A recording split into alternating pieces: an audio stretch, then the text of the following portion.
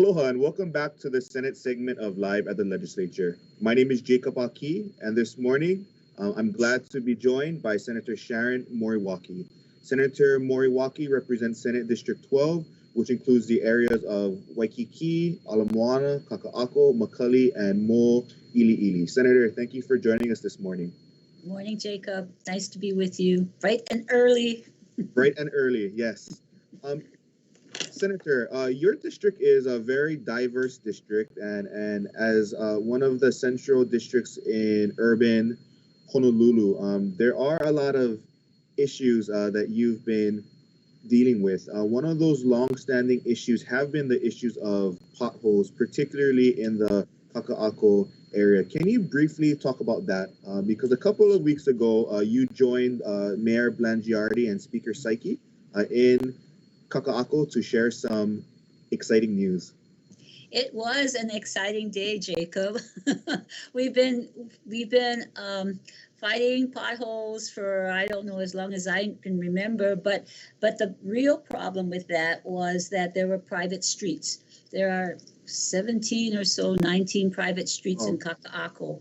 And it's owned by the Kaka'ako Land Development Company, which people call the Chun Brothers. And it's been a fight. The speaker has had some bills passed, and we have been trying to look at eminent domain with the city, and it has not worked.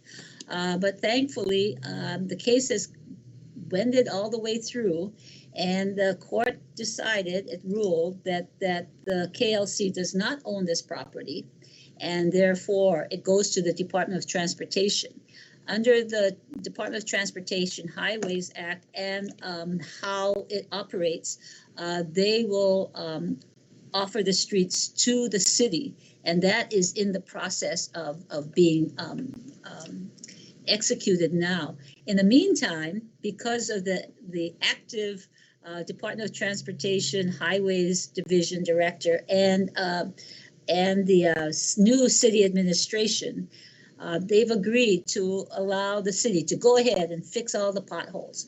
So a couple weeks ago, we started filling the first pothole in Kaka'ako. So they should all be completed as we speak today. So we are all of the residents are very pleased not to fall into any big holes in Kaka'ako. Senator, how does this improve the quality of life for not just residents, but for the many businesses in the area? Because especially, many of those places have been forced to deal with these issues of potholes that have caused damage, not just to their property, but even to some of their personal vehicles. Can you share about that? Because I know when that announcement was made a few weeks ago, many businesses were just so happy to hear that help was finally on its way.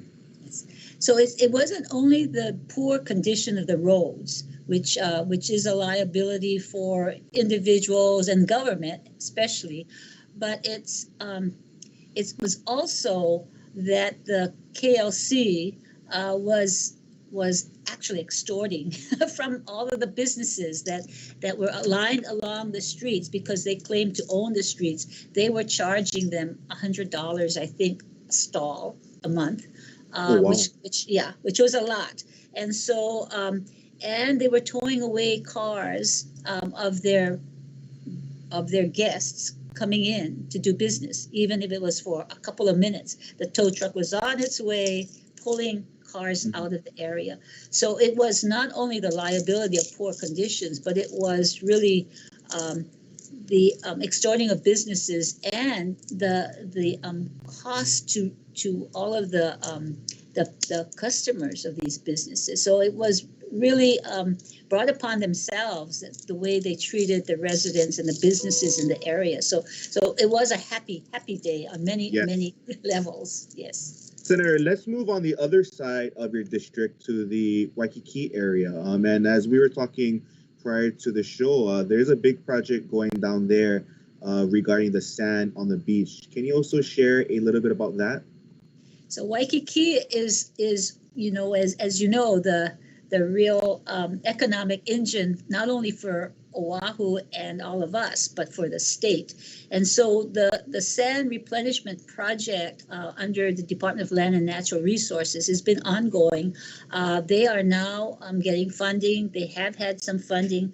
So the sand is being replaced, and in fact, there was a law that hopefully will pass today that allows them to not have to bring all this sand in and have it dry out, and in smaller projects, they can actually reuse the sand, which makes a lot of sense, and it's, I think, recycling of our sand is much better than all of the costs and the impacts on our environment. So that's one part. We also have funds for replacing the groins that keeps the sand in as well. So Waikiki will be spruced up a bit, and hopefully more of our residents can also enjoy going to Waikiki Beach and the whole area. Senator, COVID-19 has had an impact on many communities across our state, but your district in particular, and in the Waikiki area, really is the center of our tourism industry. And I want to ask you, what was the impact on COVID, the impact of COVID on not just the residents, but for your overall district, which, as I said previously, is very diverse? Well, it was really hard hit, I think, because we're so dependent on tourism and the visitor industry, from businesses closing to many of the residents who live in the district and work in the visitor industry. There was a lot of unemployment. My office, I think, had hundreds of requests for help for those who are unemployed, but also all the people who usually come and frequent our beaches and our restaurants and hotels, all were stopped from coming and enjoying our area. The residents liked it. It was quiet and calm. Residents actually had the opportunity to go back to many of these beaches. Yes. I had a family member who said he hadn't been to Waikiki in over 3 decades, but he went back a couple of times. So as you said, residents actually had the opportunity to enjoy. Yeah, and I think I think the pandemic has been really awful for all of us, but I think the silver lining is that we've come to enjoy what we have and how we might make it better. So I think even with the tourist industry, I talked to HTA, and they are looking at how do we make it a better destination, but a much more quality destination for our residents as well as tourists. So a lot of what's going on with that, as well as learning to do this, Zoom.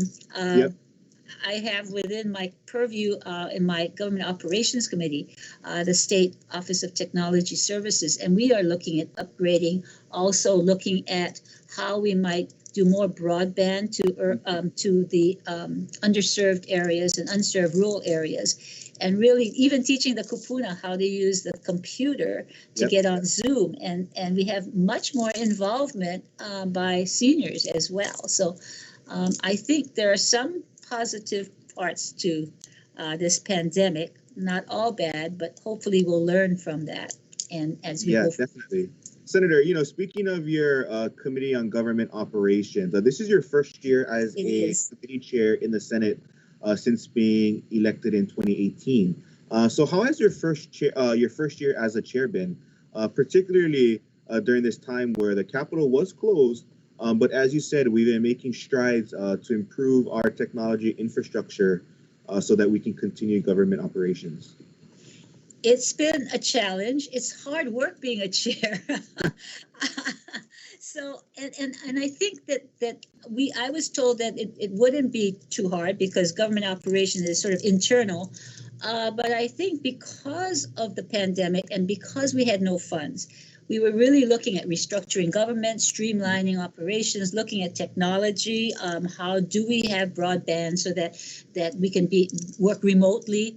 So that all of these issues came to the front because of ways in which we can do government better, more efficiently, that we were pretty inundated with a lot of bills on streamlining, restructuring government, reorganizing. Even Kaka'ako HCDA is being restructured so that it really is more efficiently run with a management board.